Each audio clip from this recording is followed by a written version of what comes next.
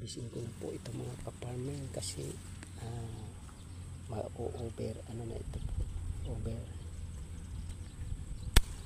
corn. Yan po. Kasi po malalaki naman. Yan. Yan po ang aking mga tanim dito sa mini farm. Yan. Kasi po tamang-tama lang po itong harvestin na. Pag na-over na po ito, mag-iinagit na po ito mga kapamilya. Ganda. Yan. At diretso ko na pong aalisin itong mga dilaw na dahon. Yan.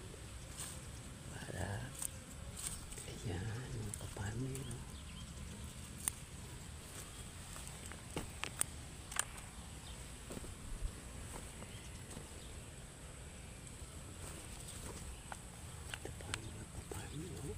Na po sisimulan na pong uudin mga kaparming kasi over ano na, malaki na po.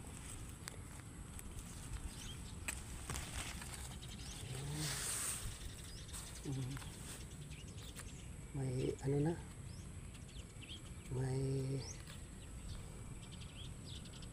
may pigkainan na. Ayan mga kaparming.